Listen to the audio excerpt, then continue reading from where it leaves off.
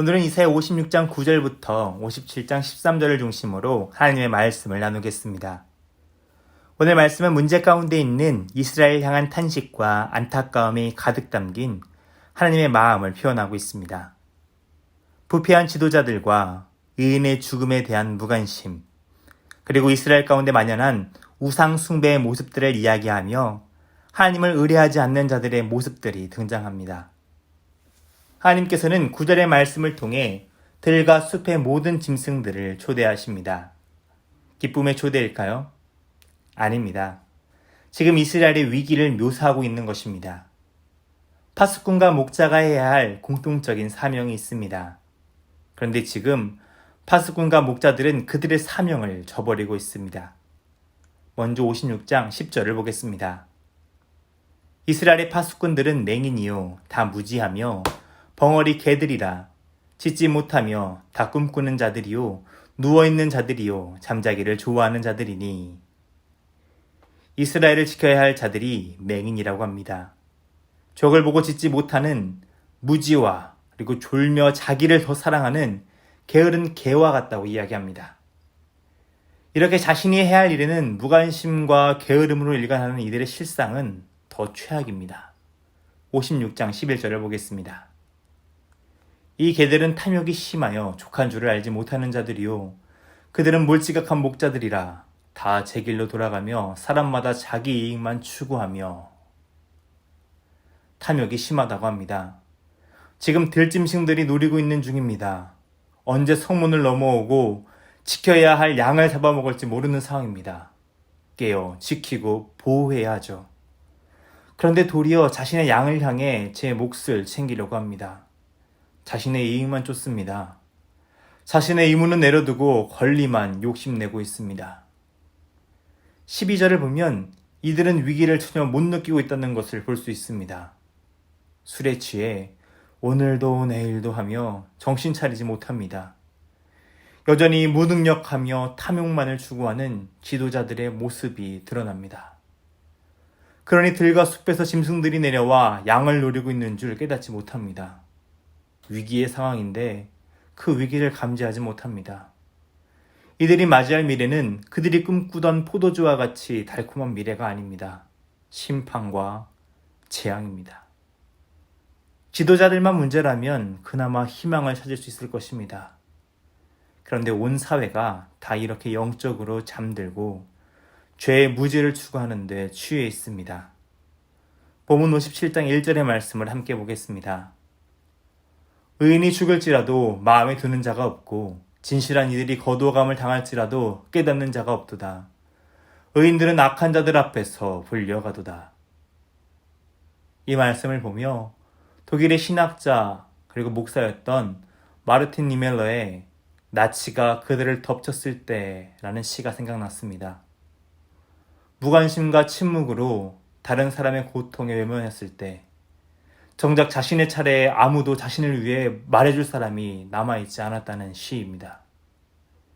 나는 그들이 아니기에 괜찮을 것이라고 자기 안위에 빠져 무관심으로 침묵한 결과는 비참했습니다. 지금 이스라엘의 상태도 그렇다는 것입니다. 의인들은 하나님의 백성답게 삶을 사는 이들입니다. 하나님을 의뢰하는 자들입니다. 그렇기 때문에 이 땅에 살아갈 때 하나님의 구원을 소망하며 하나님의 공의를 그의 삶으로 드러내는 삶을 삽니다. 그런 이들이 지금 어떤 상황에 있습니까? 억울한 죽음을 당합니다. 불의한 폭력 앞에 어려움을 당합니다. 그렇게 한 명, 두 명, 의인들이 악한 자들 앞에 불리어가 죽어가고 있습니다. 그런데도 무관심합니다. 의인들에게 받았던 선행을 기억하기보다 이들에게 무관심할 때 얻는 지금의 평안을 더 사모합니다. 그 끝이 소돔과 고모라와 같은 심판임에도 말입니다. 반면 의인들에 대해서 하나님께서는 57장 2절의 말씀으로 구원과 위안을 허락하십니다.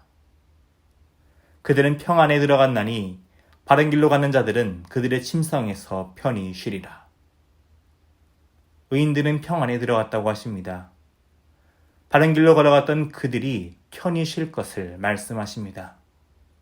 비록 이 땅에서 죽음을 맞이했지만 하나님의 샬롬이 그들 가운데 임합니다. 심판과 재앙을 피해 평안과 안식을 누리는 하나님 품 안에 거하게 됩니다. 신실하신 하나님께서는 결코 의인들을 잊지 않고 기억하십니다. 또한 그런 의인을 영접하는 자 역시 결단코 그 상을 잃지 않을 것이라고 예수님께서도 마태복음 10장 41절과 42절의 말씀을 통해 선포하십니다.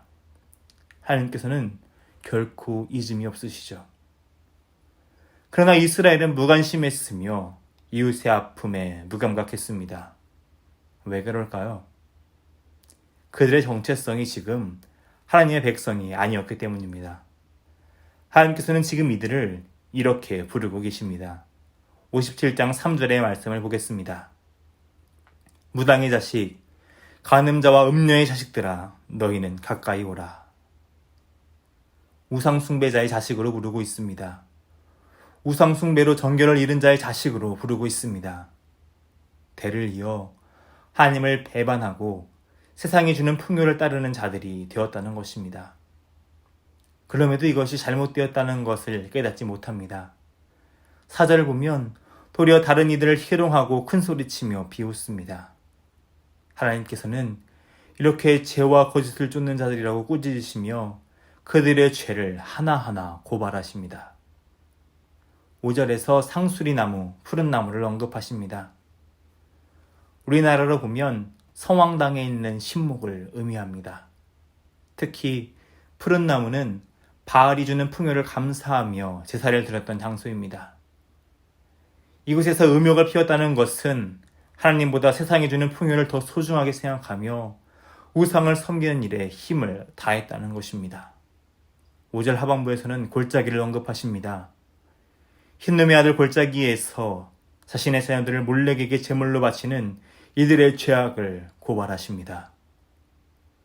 이들은 밝은 곳에서는 나무 아래 모여 바알이 주는 풍요에 감사하며 은밀한 곳에서는 자신의 자녀를 몰렉에게 도살로 바치며 우상에 속한 삶을 살아갔습니다. 6절 하반부를 보면 하나님께 드려야 할 전제와 예물을 헛된 우상에게 바치고 있습니다.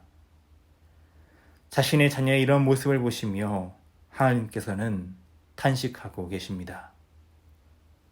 7절부터 10절의 말씀 속에서 나오는 이들의 모습은 더욱 하나님의 마음을 아프게 합니다. 우상을 섬기는 일에 온 힘을 다합니다. 하나님의 구원의 역사를 기념할 표가 있어야 할 문과 문설주에는 이제 우상의 것이라는 표시가 있습니다. 우상을 섬기며 이들은 육적으로 영적으로도 모두 음란한 일에 빠져 정신을 차리지 못합니다. 수호를 향해 전력 질주하고 있습니다. 10절을 보면 이렇게 우상을 섬기며 수월로 나아가는 길이 멀고 피곤함에도 헛되다고 하지 않습니다. 도리어 회복하면서도 이 사망의 길을 쫓습니다. 그런데 그 이유를 하나님의 침묵이라고 이야기합니다.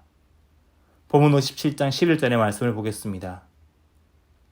내가 누구를 두려워하며 누구를 말미암아 놀랐기에 거짓을 말하며 나를 생각하지 아니하며 이를 마음에 두지 아니하였느냐. 내가 나를 경외하지 아니함은 내가 오랫동안 잠잠했기 때문이 아니냐. 하나님께서 침묵하신 이유는 이스라엘이 돌이키고 회개할 기회를 주기 위해서였습니다. 잠잠히 이스라엘이 돌아올 때를 기다리셨습니다. 그런데 이스라엘은 하나님의 잠잠함을 무력함으로 받아들입니다. 하나님을 경외해야 할 그분의 백성이 우상을 경외하며 거짓의 삶을 살아갑니다. 그런 이스라엘을 향해 하나님께서는 분명하게 경고하십니다. 57장 12절의 말씀입니다. 내 공의를 내가 보이리라. 내가 행한 일이 내게 무익하니라. 자신들은 공의를 행하는 줄 알며 거짓된 믿음을 보이며 살아간 이스라엘에 대해 무익하다고 선포하십니다. 온 힘을 다해 쫓았던 그 우상들을 향해 부르짖어도 구원을 얻지 못할 것이라고 이야기하십니다. 하나님께서는 우상의 헛됨을 말씀하십니다. 바람에 날려가며 심지어 그 바람의 기운에도 힘없이 날아가 버릴 헛된 것이라고 이야기하십니다. 우상은 아무런 가치가 없는 그저 돌과 나무일 뿐이라는 것이죠. 반면에 하나님을 따르는 의인들의 삶은 어떠합니까? 57장 13절 하반부의 말씀을 함께 보겠습니다. 나를 의뢰하는 자는 땅을 차지하겠고 나의 거룩한 산을 기업으로 얻으리라. 땅을 허락하십니다. 거룩한 산을 기업으로 얻을 것임을 선포하십니다. 하나님의 거룩한 산은 예배의 장소입니다. 하나님의 신실한 언약이 함께하며 언약을 지키시는 신실하신 하나님과 동행하는 삶을 살게 됩니다. 앞선 이스라엘의 모습들 역시 종교적인 열심으로 가득했습니다. 그러나 그들의 열심의 방향이 잘못되었죠. 보이는 곳과 보이지 않는 곳에서 온 힘을 다했지만 헛된 우상을 향한 열심이었습니다. 공의를 행한다고 생각했지만 수호를 향해 나아갈 뿐이었습니다. 지도자들은 탐욕에 휩싸여 자신들의 할 일을 외면했습니다. 백성들도 자신의 일이 아니라고 생각하며 의인들이 당하는 죽음을 외면했습니다. 그들은 이렇게 하나님을 외면하는 삶을 살며 하나님께서 주신 시간을 헛되이 보냈습니다. 그러나 여전히 자신의 관심을 하나님께 두는 사람이 있었습니다. 그렇기 때문에 자신의 삶에서 하나님의 말씀을 따르는 바른 길에 관심을 두었던 사람입니다. 신실하신 하나님을 의지하며 믿음으로 그 발걸음을 하나님과 동행했던 사람입니다. 하나님께서도 이 사람에게 관심을 가지십니다. 샬롬을 허락하시며 그를 구원하십니다. 약속의 땅을 허락하시며 예배의 삶을 이어갈 수 있게 도우십니다. 하나님을 얻은 자가 되게 하십니다. 오늘 우리의 관심은 어디에 있습니까? 세상입니까? 아니면 하나님입니까? 말씀은 세상의 헛된 우상에게 집중한 자의 결말을 분명하게 이야기합니다. 하나님께 집중한 자가 얻을 복에 대해서도 확실한 약속의 말씀을 주십니다. 우리의 모든 관심을 하나님께 두시기 바랍니다. 다른 것 바라볼 겨를 없습니다. 우리의 마음 작은 한 켠이라도 세상의 헛된 우상을 쫓는 그런 연약한 마음을 두어서는 안 됩니다. 오늘 하루 온 힘을 다해 하나님을 바라고 나아가는 하루가 되시기 바랍니다. 하나님이 주시는 평안과 안식을 누리며 하나님과 동행하는 믿음의 사람이 되시기를 주님의 이름으로 축원합니다. 기도하겠습니다. 오늘도 변함없는 사랑으로 우리를 돌보시는 하나님의 은혜에 감사를 드립니다. 하나님께서 우리에게 허락하신 시간 속에서 하나님을 기쁘시게 하는 삶이 되기를 소망합니다. 세상의 것을 욕심내기 위해 우리에게 맡기신 사명을 위반하지 않게 하여 주옵소서. 이웃의 일을 우리의 일이 아니라고 무관심하지 않게 하여 주옵소서. 하나님께 드릴 우리의 헌신을 세상을 향해 쓰지 않게 하여 주옵소서. 오직 하나님 한 분만 바라는 삶이 되기를 바랍니다. 오늘 하루 삶의 모든 자리에서 하나님을 의뢰하며 동행할 수 있도록 성령 하나님으로 충만하게 하여 주옵소서. 사랑이 많으신 우리 주님, 예수님의 이름으로 기도드립니다. 아멘.